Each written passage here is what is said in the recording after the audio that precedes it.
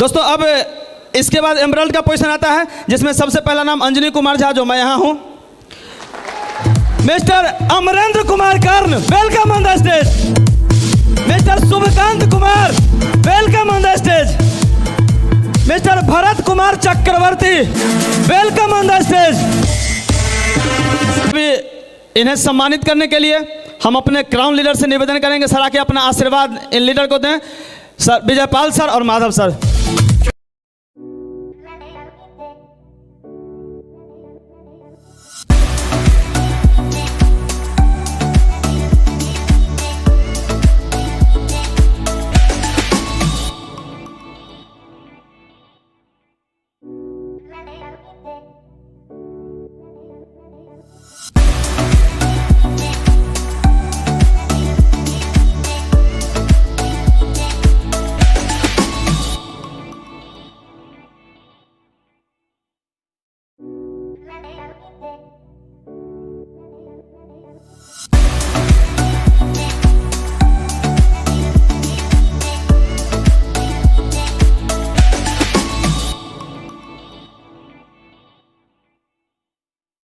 इसी श्रृंखला में हम बुलाते हैं अपने टोपाज को। टोपाज इस बिजनेस के भीतर वो लोग होते हैं जो 1250 लोगों की टीम को लीड करते हैं। तो सबसे पहले टोपाज को मंच पर बुलाना चाहेंगे मिस्टर रवि कुमार जी। अगले हैं मिस्टर नरेश कुमार मिश्रा, हरविलास रॉय फ्रॉम अंडमान निकोबार, राजीव रोशन, सुमित मिश्रा और नयन देवी जी। आप सभी का इस मंच पर स्वागत है। एक बार फिर से दोस्तों हम अपने टोपाज को सम्मानित करने के लिए अपने मेंटर्स को हम स्टेज पर मंच पर बुलाना चाहेंगे, मिस्टर विजयपाल सर और मिस्टर माधव सर।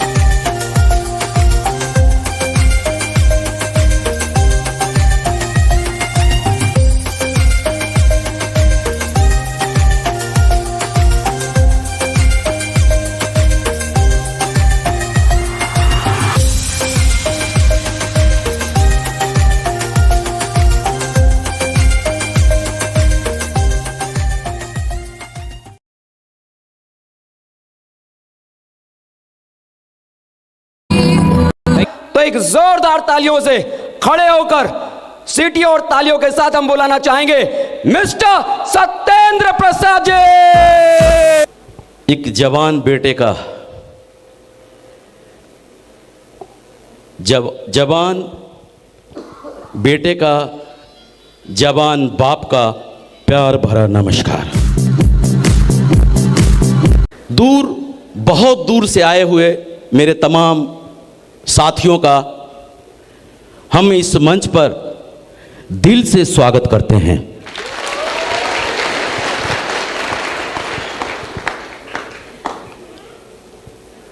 दोस्तों, मेरा नाम सत्येंद्र प्रसाद और मैं जन्मभूमि मेरा पटना के पास मोकामा ग्राम का रहने वाला हूं और कर्मभूमि पिछले 40 साल से आगरा शहर है।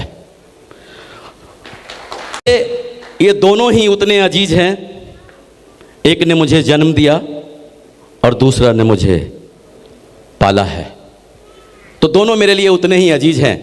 मैं ऐसा इसलिए बोलता क्योंकि यहाँ हमारे सारे अपने ही भाई बैठे हुए हैं।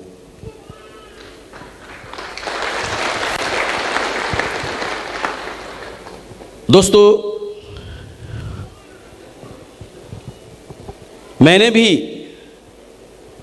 आमतौर पे बिहार में एक बात देखते होंगे कि पढ़ाई लिखाई करने के बाद लोगों का सपना होता है नौकरी। अगर नौकरी नहीं लगे तो बिहार में समझ लो जीवन बेकार।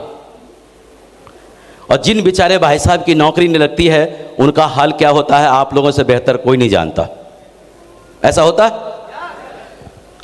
जिनके पास पैसा होता है वो पासपोर्ट वगैरह बनवा के सऊदी अरब चले जाते हैं, और जिनके पास नहीं होता है वो दिल्ली, बॉम्बे, कलकत्ता, मद्रास जहाँ भी हो इन्हीं को सऊदी अरब मान लेते हैं।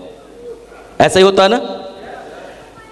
हमें भी नौकरी नहीं मिली थी पढ़ाई लिखाई करने के बाद, और मैं भी जब नौकरी नहीं मिली, पैसा भी नहीं था कि पासपोर्ट बनवा के सऊदी अरब चला जाऊं, तो कोशिश किया था किसी तरह जुगाड़ लगा के दिल्ली आ जाऊं कोई काम धंधे के तलाश में, लेकिन दिल्ली नहीं आ सका। दिल्ली से 200 किलोमीटर पहले आगरा में ही रुक गया, और छोटा मोटा काम धंधा यहीं पे करने लगा।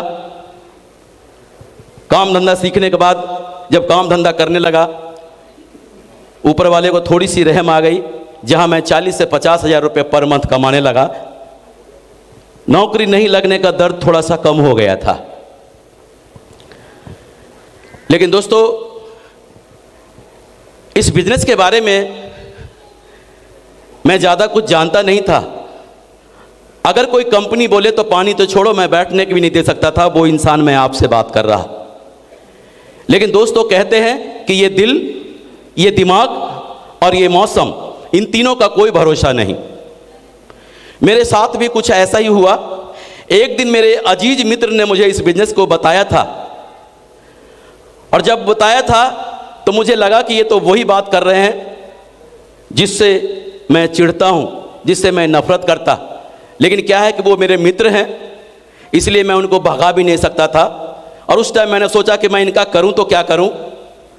तो दोस्तों, मैं इनकम टैक्स के अंदर था, तो मुझे टैक्स रिबिट के लिए कहीं ना कहीं से इंश्योरेंस की जरूरत पड़ती थी।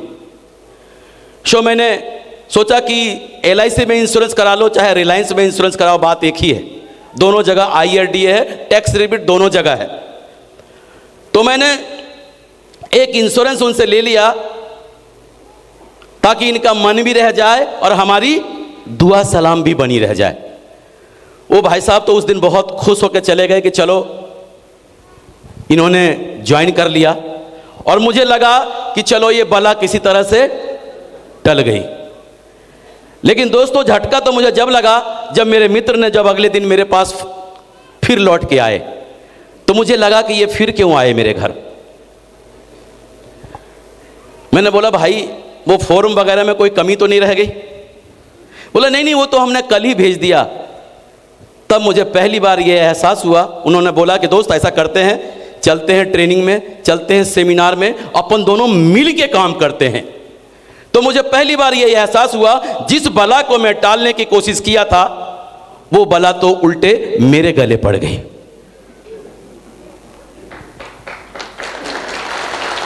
मेरे गले पड़ गई। दोस्तों, आज भी मुझे पता है कि उनको बहुत बुरा लगा होगा जब मैंने ऐसा बोला था। लेकिन हर तीसरे दिन वो मेरे घर आ जाते थे और यही बोलते थे कि दोस्त, बहुत ही बढ़िया बिजनेस है, जीवन बदल जाएगा, खानदान में इतिहास लिख दोगे। हमेशा यही बोलते थे। और इस तरह से लगातार 9 महीना तक मैंने उनके साथ चोर सिपाही का खेल खेला था। मैं भागता था, वो पकड़ते थे, मैं भागता था, वो पकड़ते थे, मैं भागता था, वो पकड़ते थे, लगातार 9 महीना तक। लेकिन एक दिन की बात है, कभी भी मैं उनको रास्ते में देख लूं ना, तो मैं रास्ता कट मार लेता था कि ये मेरा भेजा खाएगा। लेकिन एक दिन की बात है, एकदम से आमने सामने टक्कर हो गई, मैं भाग भी नहीं सकता था। उन्होंने बोला, दोस्त मैं देख रहा हूं आप बहुत परेशान हो। मैंने बोला, परेशान तो छोड़, हमारी दोस्ती वोस्ती सब खत्म। तो उन्होंने बोला, दोस्त ऐसा करते हैं, एक दिन का समय मुझे और दे दो, उसके बाद कभी भी मैं आपको इस बिजनेस के बारे में बात नहीं करूंगा, अब पुराने मित्र बनकर मैं आपके साथ रहूंगा। तो मुझे लगा कि ये जो 9 महीना का चोर सिपाही का खेल है, अगर एक दिन में खत्म होता है, तो मैंने बोला, बता तू कहां लेकर चलता है। लेकिन खबरदार जो आज के बाद इस कंपनी का नाम लिया तो बोला ठीक है। उसने बोला, आगरा का सबसे बड़ा ऑडिटोरियम है सूर सदन चलने के लिए, लेकिन चलने से पहले बोला कि दोस्त वहां चलने के लिए 350 रुपए का टिकट लगेगा। तो मैंने बोला, तेरा दिमाग खराब है क्या? 350 रुपए में तो बढ़िया से आराम से लंच ले लूंगा। तो बोला, मैंने तेरे को बताया, सोचा अगर पैसा मांगूंगा तो शायद ये भाग जाए। उस दिन आगरा के सूर सदन मैं गया, हजारों लोग ऐसे ही पहले से बैठे हुए थे। मुझे लगा एक चेयर पे मुझे भी बैठा दिया। मुझे लगा कि चलो आज इससे पीछा छुड़ा ही लेते हैं, शाम तक 5 बजे तक बैठना है, इससे पीछा छुड़ा लेना है। उस टाइम मुझे नहीं मालूम था कि ये डायमंड क्या चीज होता है, लेकिन एक अजनबी व्यक्ति को मैंने अपनी आंखों के सामने डायमंड बनते हुए देखा था। तो दोस्तों, मैं बात कर रहा था कि मुझे नहीं मालूम था ये डायमंड क्या चीज होता है, लेकिन एक अजनबी व्यक्ति को मैंने अपने आंखों के सामने, जैसे आज आप लोग बैठे हैं, अपने आंखों के सामने डायमंड बनते हुए देखा था। और जितना मान सम्मान उस व्यक्ति को मिला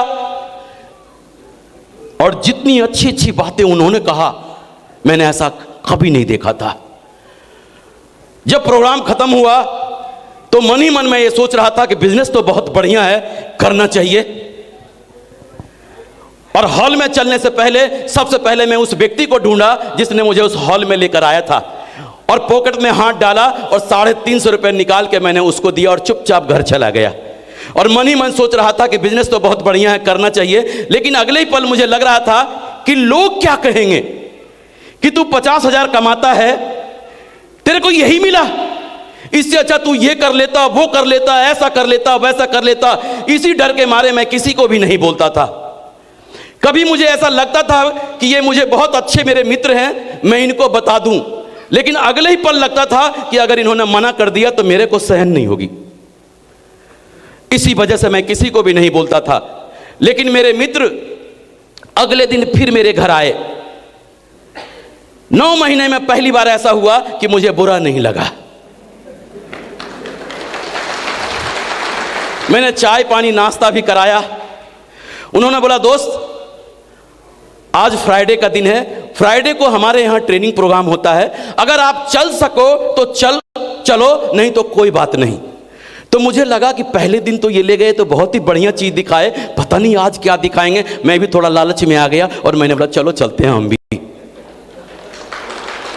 दोस्तों, मैं वहां पर गया, मेरा गुड लक, एक डायमंड लीडर की ट्रेनिंग हो रही थी, और जिस अंदाज से उन्होंने उस ट्रेनिंग को लिया, मुझे पहली बार यह महसूस हुआ कि अगर मैं इस अंदाज से लोगों को बताऊं तो शायद कोई भी मना नहीं करेगा। और उस ट्रेनिंग से निकलने के बाद मैं इतना जोश में था कि अपने घर जाने के बजाय अपने एक मित्र के पास चला गया और बोला, दोस्त देख, मेरे पास एक ऐसी इंफॉर्मेशन है कि तेरा जीवन बदल जाएगा, खानदान में इतिहास लिख देगा, 2 लाख सप्ताह कमाएगा, 8 लाख महीना कमाएगा। और उसको उसी के घर में उसके चेयर पे बैठाया और डायरी निकालकर मैं जो कुछ भी जानता था 15 मिनट में सब कुछ बता दिया। मेरा मित्र ने एक बार गौर से मुझे नीचे से ऊपर तक देखा और बोला, एक बात बता, तू कब से ये काम कर रहा है? पहले दिन तो काम करने गया था, तो मैं क्या बोलता कब से काम कर रहा हूं। फिर भी हिम्मत जुटा के मैंने बोला कि 9 महीना तो मेरा चोर सिपाही में हो गया था। मैंने बोला, दोस्त मैं 10 महीने से इस काम को कर रहा हूं, 10 महीने से। क्योंकि इस बिजनेस में बोला जाता है कि झूठ नहीं बोलना। तो उसने बोला, तू 10 महीने से इस काम को कर रहा है और मुझे आज बताया। वो दिन था 7 अप्रैल 2009। वो मेरे जीवन का सर्वश्रेष्ठ दिन था, क्योंकि मेरा मित्र मेरे बिजनेस को ज्वाइन कर लिया था। मुझे लगा कि मैं तो सोच रहा था कि लोग क्या कहेंगे, ये तो उल्टा शिकायत कर रहा कि पहले क्यों नहीं बताया। मेरा हौसला बढ़ गया और वो दिन है और आज का दिन है, पलट के नहीं देखा। काम करता चला गया, काम करता चला गया, काम करता चला गया। जिस दिन मेरी इनकम जो मैं महीने में कमाता था उससे ज्यादा जब मैं सप्ताह में कमाने लगा तो मैं बड़ा कसम था कि वो वाला करूं या ये वाला करूं, वो वाला करूं या ये वाला करूं। और अंत में मैंने एक कठोर डिसीजन लिया। जो मेरा 35 साल का बिजनेस कारोबार था उसको मैं अलविदा कह दिया और full time secure life business को करने लग गया। लेकिन दोस्तों, जब मैंने अपना पुराना वाला बिजनेस जब छोड़ा था ना, तो मेरे सगे संबंधी, मेरे खास मित्र मेरे घर मुझे समझाने आते थे कि देख मेरे भाई, इन कंपनियों के चक्कर में मत फंस, यहां पर ऐसा कुछ भी नहीं होता है, तू तो अच्छा भला 50,000 कमाता है, अपने इन छोटे छोटे बच्चों की तरफ देख। आज मैं परमपिता परमेश्वर को धन्यवाद करता कि मेरा दिमाग खिसका नहीं था और मैंने किसी की भी बात नहीं माना। और जब मैंने किसी की भी बात नहीं माना तो अपने ही मोहल्ले में जब मैं निकलता था ना तो लोग घूर घूर कर देखते थे, ऐसे देखते थे जैसे मैं किसी कंपनी को नहीं ज्वाइन किया हो, बहुत बड़ा गुनाह किया हो। और उंगली दिखा दिखा के बोलते थे, देख देख ये वही जा रहा है, वही बोलता है डायमंड बनूंगा, बोलता है करोड़पति बनूंगा। जिधर से भी निकलता था लोग उसी तरह से मजाक उड़ाते थे। और अपने ही मोहल्ले में मैं ऐसे चलता था जैसे वो घोड़े को पट्टे लगा देते हैं ना, ऐसे चल के दिखाऊं। जब मैं अपने ही मोहल्ले में चलता था तो यूं घोड़े के पट्टे की तरह लोग बोलते थे, देख ये वही जा रहा है, कहता है डायमंड बनूंगा, विनाश काले विपरीत बुद्धि, ऐसा लोग बोलते थे मेरे बारे में। मजाकों की तो हद उड़ा देते थे। जब मेरे खास खास मित्र, जब मैं उनके बीच से गुजरता था ना तो आपस में बोलते थे, देख देख डायमंड आ रहा, डायमंड, इसके लिए रास्ता छोड़ दे, रास्ता छोड़ दे। मेरा मजाक उड़ाने के लिए रास्ता छोड़ देते थे। और जब मैं उनके पास से गुजरता था ना तो बोलते थे, ओए डायमंड आ रहा, डायमंड, ताली बजा, ताली बजा, ताली बजा। मेरा मजाक उड़ाने के लिए तालियां बजाते थे। एक सफल व्यक्ति को जो कुछ भी बोला है ना, एक एक बात उन्होंने बोला था। आज देखे पैदल चल रहा है, कल कार में चलेगा। आज इसको फ्री में देख ले, कल देखने के टिकट लगेंगे, ऐसा उन्होंने बोला। लेकिन मैं आपसे जानना चाहता, आज सिक्योर लाइफ के कहीं भी किसी प्रोग्राम में मैं जाता हूं, लोग मेरे लिए रास्ता छोड़ते हैं, यस और नो? लोग मेरे लिए तालियां बजाते हैं, यस और नो? टिकट से देखते हैं, ऐसा नो? उन्होंने जो कुछ भी बोला था, एक एक बात मेरे साथ सच हो गई। विश्वास करो, अगर आप लोगों के साथ भी कोई ऐसा बोल रहा है तो आप लोगों की भी वो सारी बातें सच हो जाएगी, सारी बातें सच हो जाएगी, सारी बातें सच हो जाएगी।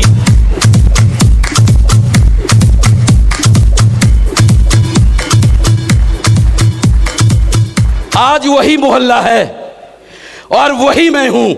फर्क सिर्फ इतना सा आया है कि मेरे चलने का अंदाज बदल गया है। चल के दिखाऊं?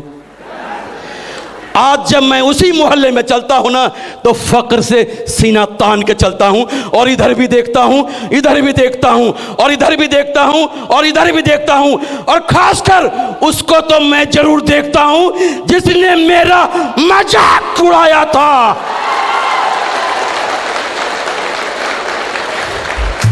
और जब नजरें मिलती है ना तो नजरें झुका लेता है, बोलता है ये सच कहा था, जो कहा कर दिखाया। आज चुन चुन के नजरें मिलाता हूं उससे जिसने मेरा मजाक उड़ाया था। नजरें मिलाने के काबिल नहीं छोड़ा मैंने उनको। ठंडक मिलती है यहां नजरें मिलाने में उनसे, ठंडक। और आज अगर मैं अचीवमेंट की बात करूं तो दोस्तों,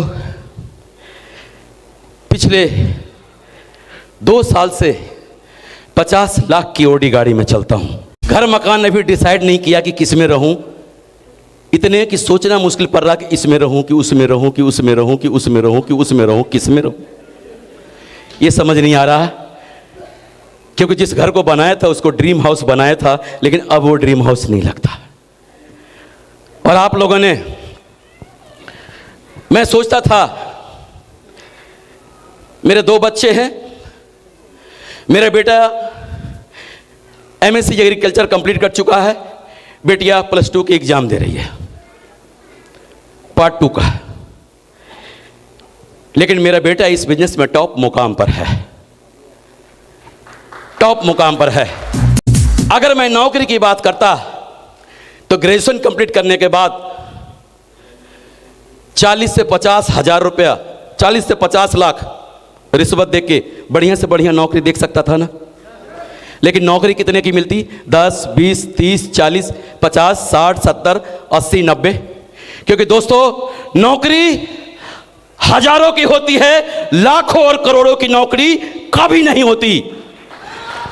और जिस बेटे का बाप 8 लाख कमाने का मास्टर हो, वो अपने बेटे को तो 10-20 में तो कभी नहीं बेचेगा, कभी नहीं बेचेगा। आप लोगों ने कभी भी ये सुना होगा कि पढ़ते पढ़ते किसी स्टूडेंट की जॉब लग जाती होगी, सुना भी होगा और देखा भी होगा। ऐसा ना तो सुना होगा ना देखा होगा, और सुना होगा तो यहीं से कि पढ़ते पढ़ते कोई स्टूडेंट रिटायर हो जाता है।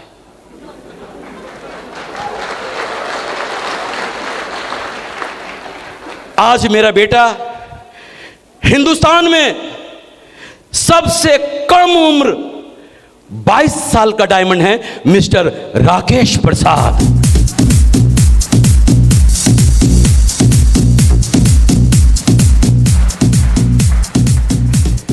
बाप बेटे को एक साथ रिटायरमेंट होते हुए देखा, मैं लाइव दिखाता हूं। So now please welcome on the stage mister Rakesh प्रसाद।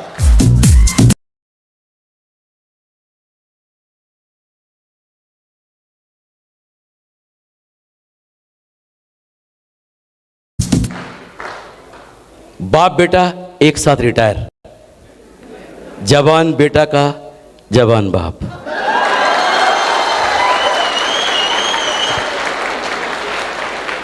अरे जब बेटा भी रिटायर बाप भी रिटायर तो बूढ़ा कहां से? अगर मैं नौकरी की बात करता, बेटे को पढ़ा लिखा के नौकरी की बात कर रहा था, अगर नौकरी के बारे में बात करूं तो जानते हैं अभी अभी जिनकी भी सरकारी नौकरी लगी है 1 साल के अंदर, जानते हैं उनको कैसा लगता है? एकदम से दुनिया हरी हरी दिखाई देती है, हरी हरी। अपने मोहल्ले वाले को, पड़ोसियों को, रिश्तेदारों को चुन चुन के बताते हैं कि तेरे को मालूम मेरी जॉब लग गई है। अगर कोई मित्र 1-1.5 साल बाद भी मिले, वो पूछे या ना पूछे, हम उसको जबरदस्ती बताते हैं कि तेरे को मालूम मेरी जॉब लग गई है। चुन चुन के बताते हैं। लेकिन जॉब की असली कहानी अगर सुने तो मैंने अपने घरों में ही देखा है। हमारे दादाजी जितने भी भाई सब रेलवे में जॉब करते थे, हमारे पिताजी जितने भी भाई सब रेलवे में जॉब करते थे। मैं देखता था पिताजी को, जब 1 तारीख को तनख्वाह मिलती थी ना, आहा एकदम से गर्म हो जाते थे। ये थैला लटका हुआ फल फ्रूट का, बेटा तू भी ले, तू भी ले, तू भी ले। 1 तारीख को एकदम गर्म हो जाते थे, लेकिन महीने के 15 तारीख आते आते उन्हीं पिताजी को मैंने नरम होते हुए भी देखा। और महीने के आखिर में 25 तारीख आते आते पक्के बेशरम हो जाते थे कि एक 500 का नोट दियो 1 तारीख को दे दूंगा, 1000 का नोट दियो 1 तारीख को दे दूंगा। सभी दीवाने नौकरी के, मैं भी था, लेकिन मेरी है कि लगी नहीं। लेकिन आज मैं परमपिता परमेश्वर को धन्यवाद देता कि अच्छा हुआ मेरी लगी नहीं। अगर लग जाती 40-50 की तो मेरे को भी गरूर हो जाता, और शायद मैं भी इस बिजनेस को ऐसा वैसा ही समझ लेता। आज ये अगर समझ में बात नहीं आती तो ये सब कुछ हाथ से चले जाते ना। दोस्तों, आज अगर मैं सोचता था कि ये बिजनेस फंसने फंसाने का है, तो देखो राजीव चतुर्वेदी जी ने संजय जैन जी को फंसाया है। बताते हैं 21-22 करोड़ से भी ज़्यादा कमा लिया। उन्होंने ओम प्रकाश जी को फंसाया, वो भी 18 लाख बताते हैं, 18 करोड़ कमा लिया। और ओम प्रकाश जी ने नरसिंह गिरेवाल जी को फंसाया, 12 करोड़ वो भी कमा लिए हैं। और उन्होंने, हमारे मेंटर यहाँ बैठे हैं, माधव सर जी, विजय पाल सर जी, सारे फ्रंट रो बैठे हैं, इनको फंसाया, आज करोड़ों में झूम रहे हैं। और इन्होंने मुझे फंसाया।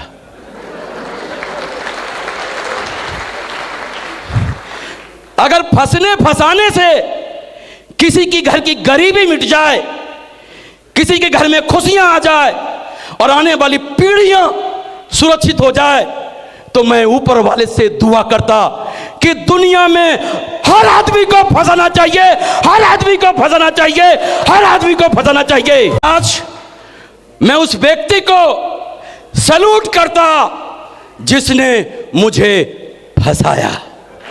फंसने के बाद अगर ऐसा जीवन मिलता हो, फंस जाना चाहिए, फंसा देना चाहिए। तो विश्वास करें दोस्तों, आज बेटा उस मुकाम पर है। बिटिया भी 16 क्रॉस कर जाए या 17 स्टार्टिंग में, बिटिया भी डायमंड बनने जा रही है।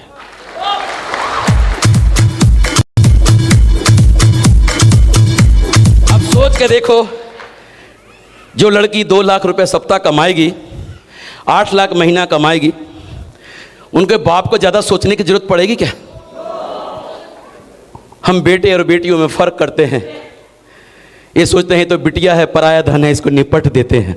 ये तो मेरा बिटवा है, बुढ़ापे का लाठी बनेगा। अरे आप भी जानते हैं कौन किसकी लाठी बनता है, और मैं भी जानता हूं कौन किसकी लाठी बनता है।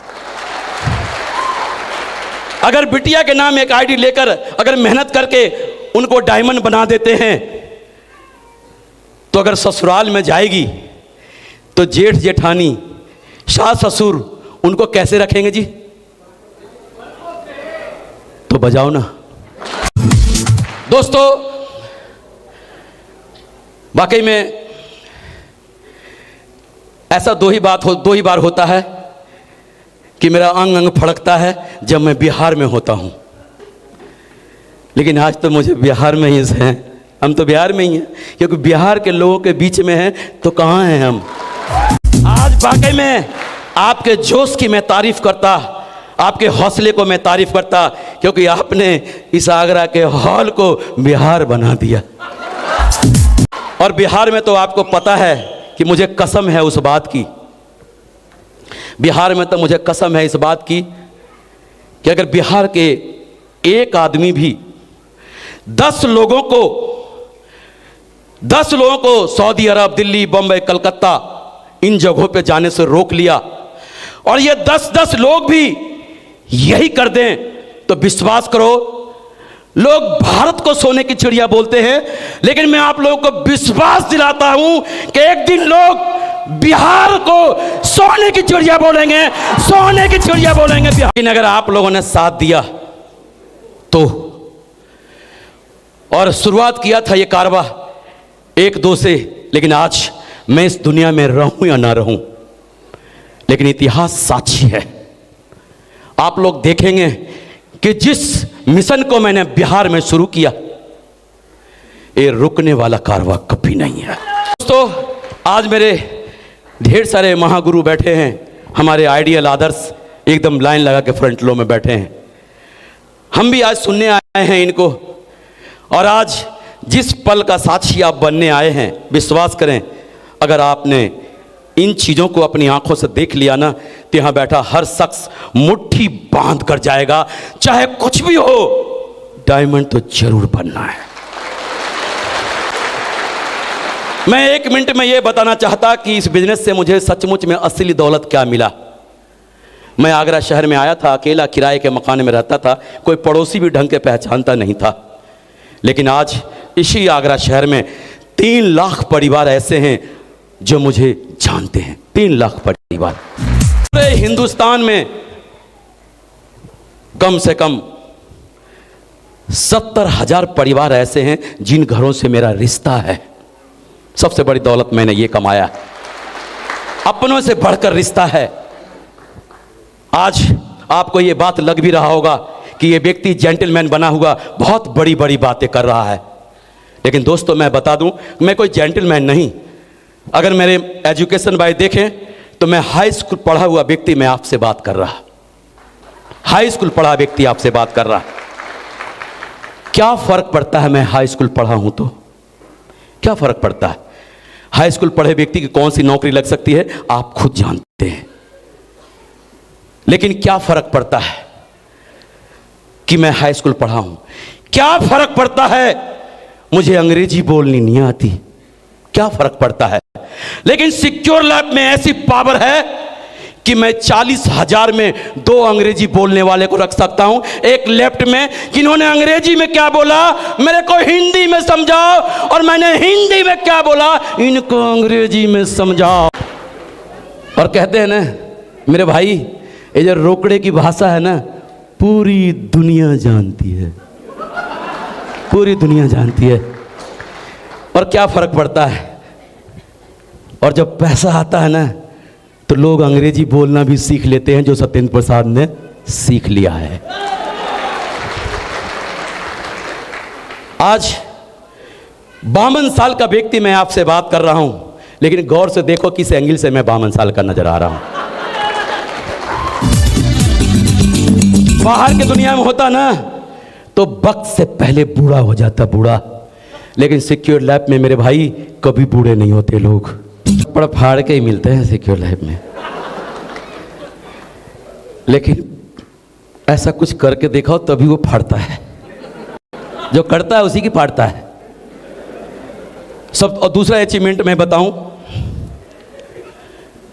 मैं लगभग 1 साल हो गए हैं इस बात को, मैं 2.25 नंबर का बाइफोकल लेंस चश्मा लगाता था, बगैर चश्मे को मैं आपको देख भी नहीं सकता था, और पढ़ना तो दूर की बात है, मैं देख भी नहीं सकता था। लेकिन कुछ टाइम पहले मुझे उन चश्मों से दिखाई नहीं दे रहा था, तो मुझे लगा कि शायद मेरे चश्मे में कोई प्रॉब्लम है। मैंने डॉक्टर साहब के पास गया, मेरे मित्र हैं एक मिस्टर आनंद शर्मा संजय प्लेस में, मिले डॉक्टर साहब यार देखो मेरे चश्मे में क्या प्रॉब्लम आ गई। जब उन्होंने मेरा चश्मा टेस्ट किया और फिर मेरे आंखों को टेस्ट किया तो बोला मिस्टर प्रसाद आपकी नज़रें वापस आ गई है। तो मैंने पूछा डॉक्टर साहब ऐसा भी होता है क्या? तो बोला हाँ होता है। तो मैंने बोला कैसे होता है?